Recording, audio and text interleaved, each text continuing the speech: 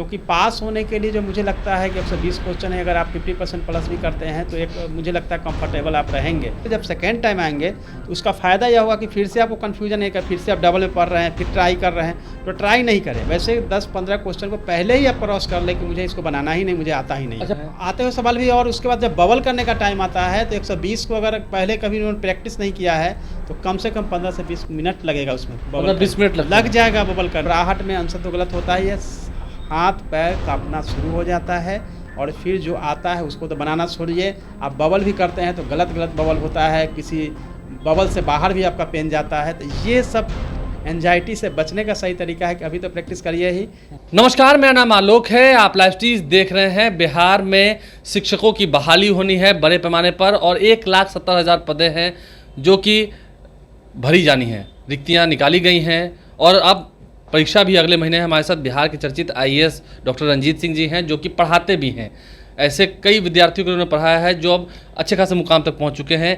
1,70,000 पद एक बहुत बड़ा अपॉर्चुनिटी से मानते हैं आप? हाँ बिल्कुल, बिहार के युवाओं के लिए बहुत बड़ी अपॉर्चुनिटी है। इतनी बड़ी संख्या में कभी आई नहीं थी रिक्तियाँ, और उसमें भी चूँकि स्कूल में शिक्षकों की काफ़ी कमी थी, उसको ध्यान में रखते हुए इतनी बड़ी रिक्तियाँ आई है। और बिहार के जो भी शिक्षक अभ्यर्थी हैं उन्होंने बिल्कुल जीतोड़ मेहनत शुरू कर दिया है। क्योंकि हमने देखा और हमने जाना है कि डोमिसाइल नीति खत्म कर दी गई थी, लेकिन उसके बाद अब तक का जो अपडेट है वो लगभग 6 लाख लोगों ने फॉर्म भर दिया। तो आप इसे एक टफ मानते हैं ना, क्योंकि 6 लाख? बिल्कुल, 6 लाख से भी ज़्यादा स्टूडेंट ने फॉर्म फिलअप किया है, और उसमें भी खासतौर से क्लास 1 से 5 यानी कि प्राथमिक स्कूल के लिए जो संख्या है वो लगभग जो है 5 लाख के आसपास है। तो काफ़ी टफ होने वाला है, टफ होने वाला है, क्योंकि हर छठा स्टूडेंट इसमें सिलेक्ट होंगे, 5 जो है उसमें से मतलब रिजेक्शन में जाएंगे, यानी कि इनका सिलेक्शन नहीं होगा। ऐसे में उनके लिए एग्ज़ाम जो है टफ है। जो भी सीरियस कैंडिडेट्स हैं उनसे मेरी अपील है कि वो अच्छे से पढ़ाई करें, और ख़ासतौर से रिवीजन अभी उनको करना बहुत ज़रूरी है। और रिवीजन के साथ साथ अपने माइंड को भी कूल रखें, क्योंकि जितना आप बैलेंस अपने आप को रखेंगे उतना अधिक आप परफॉर्म बेहतर कर पाएंगे। अच्छा, आज हम बात करेंगे क्योंकि एक कड़ी चुनौती है विद्यार्थियों के लिए। आपने पिछले इंटरव्यू में, कई सारे इंटरव्यूज़ में आपने बताया है कि प्रैक्टिस सेट्स जितना वो करेंगे उतना उनके लिए बेहतर होगा।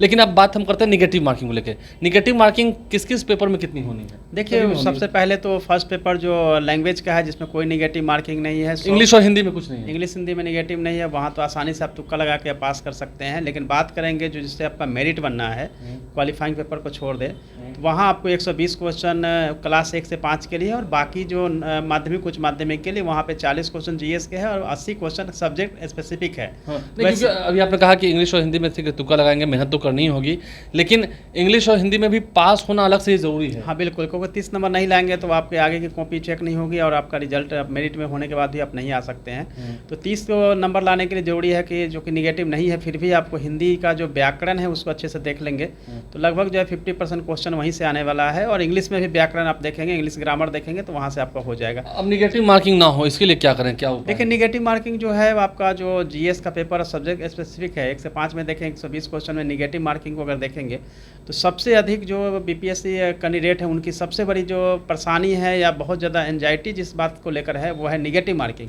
देखिए, निगेटिव मार्किंग में आपको ध्यान रखेंगे तो निगेटिव जो है वो कम हो सकता है और निगेटिव से आप बच सकते हैं। तो मैं कुछ तरीके आप लोगों को बताने जा रहा हूँ, आप सभी ध्यानपूर्वक इसको देख और सुन लेंगे और नोट डाउन कर लेंगे तो आपके लिए आसान होगा। सबसे पहले तो यह समझना जरूरी है कि 120 क्वेश्चन जो आपको पूछा जाएगा उसमें आप 3 टाइप के क्वेश्चन को आप समझ सकते हैं। एक होता है नोन, यानी जिसको जानते हैं पूरी तरह जानते हैं। एक होता है नोन अननोन, यानी कि जो जानते हैं आधा जानते हैं, कंफ्यूजन है। हाँ, मतलब आधा जानते हैं आधा नहीं जानते हैं। और एक होता है अननोन, यानी कि जिसको बारे में कुछ भी नहीं जानते हैं। तो सबसे पहले नोन यानी कि जो जिसको अच्छे से जानते हैं सबसे पहले उसको अटेम्प्ट करना है, जानते हैं एकदम जानते, उसको अटेम्प्ट कर लेना है। उसके बाद सेकेंड कैटेगरी में आता है नोन अननोन, यानी कि आधा जानते हैं आधा नहीं जानते हैं, जिसमें कि आपको लगता है कि A B C D E में से हम आधे तक पहुंच चुके हैं, लग रहा है कि ये दोनों में से कोई आंसर होगा, वैसे क्वेश्चन को भी अटेम्प्ट करना है। लेकिन जो मैंने बताया कि नोन क्वेश्चन है उसको सबसे पहले अटेम्प्ट करना है और उसके बाद उसको बबल भी कर लेना है। उसके बाद नोन अननोन जो क्वेश्चन है उसको फिर अटेम्प्ट लेते हुए लॉजिकली उसको एलिमिनेट करके आना है।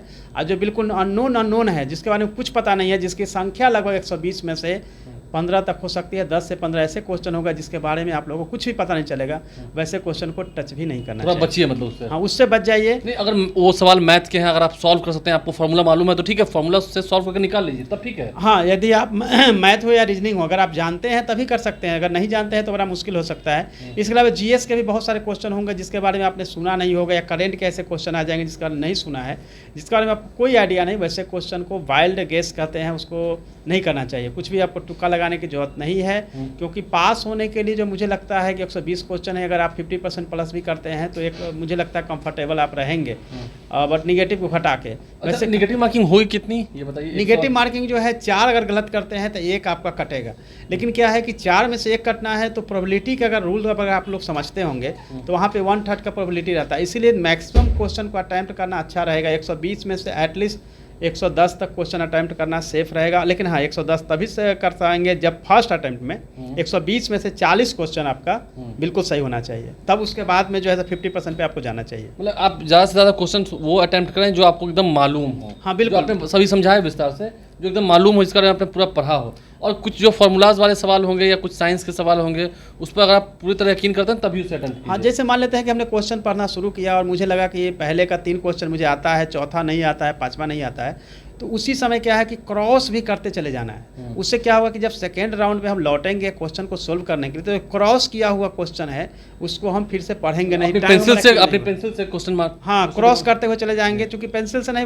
उसमें तो ब्लू या ब्लैक बॉल पेन लेके जाना है बबल करने के लिए, लिखने के लिए, तो उनके पास पेन है, तो उसी समय क्वेश्चन पे ही आप जो है क्रॉस करते चले जाएंगे। तो वैसे क्वेश्चन को फिर से जब सेकेंड टाइम आएंगे तो उसका फ़ायदा यह होगा कि फिर से आपको कन्फ्यूजन नहीं कर, फिर से आप डबल में पढ़ रहे हैं, फिर ट्राई कर रहे हैं, तो ट्राई नहीं करें। वैसे 10-15 क्वेश्चन को पहले ही आप क्रॉस कर ले कि मुझे इसको बनाना ही नहीं, मुझे आता ही नहीं। अच्छा, कुछ लोग क्या करते हैं, एक गलती हो जाती है कि OMR शीट्स पर सबसे लास्ट में उठाते हैं उसको, जब अंतिम 15 या 20 मिनट बाकी होता है, क्योंकि उससे पहले वो सिर्फ एग्जामिनेशन पेपर पर ही सॉल्व करते हैं, तो उसमें काफ़ी दिक्कत होती है। नहीं, आप आलोक जी, ये क्वेश्चन आप बहुत अच्छा किए। इसका रीज़न यही है कि वैसे सभी कैंडिडेट को मैं कहूँगा जिनको एक्सपीरियंस नहीं है, वो पहले जितना बन जाता है फर्स्ट राउंड में 40, 45, 50, उसको पहले बबल कर ले और फिर उसके बाद सेकेंड राउंड में बनना है, फिर उसको बबल करे।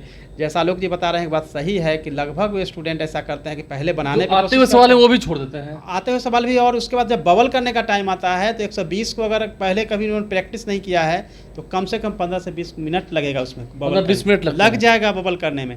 लेकिन उनको ऐसा लगेगा 5 मिनट बबल कर लेंगे, उन्होंने अनुमान लगा के बैठा हुआ है, और पेपर छीनने के लिए होता है पेपर लेने के लिए, या फिर आप बबल कर रहे हैं, कुछ गलत कर रहे हैं, जो सीक्वेंस है, आप मान लेते हैं कि आपने 50 से शुरू किया, 51 या एक सीक्वेंस अगर आपने गलत किया तो आप गलत आंसर, सही आंसर को भी गलत आप बबल करते चले जाएंगे, और आपके जो होना चाहिए था या आपने अच्छा परफॉर्म किया था उसके बावजूद हो सकता है कि आप आंसर शीट में गलत आप आंसर करके चले आए। एक ये होती है प्रोबेबिलिटी। दूसरी क्या हो जाती है, अंतिम समय में जब आपको लगेगा कि समय हो गई है, आपको बेल बज गया है, 2-3 मिनट बचे हुए हैं, हड़बड़ाहट हो जाती है। हड़बड़ाहट में आंसर तो गलत होता ही है, हाथ पैर कांपना शुरू हो जाता है, और फिर जो आता है उसको तो बनाना छोड़िए, आप बबल भी करते हैं तो गलत बबल होता है, किसी बबल से बाहर भी आपका पेन जाता है। तो ये सब एंजाइटी से बचने का सही तरीका है कि अभी तो प्रैक्टिस करिए ही, लेकिन जो आता है बनाते जाएंगे, तो जो सीरियल से मिस्टेक होता है आंसर्स में, आंसर आपने लगाया तो सही है बुकलेट में, बट OMR में आपने गलत कलर कर दिया है, तो वो आपका नहीं करना है, और वो तभी नहीं होगा जब आप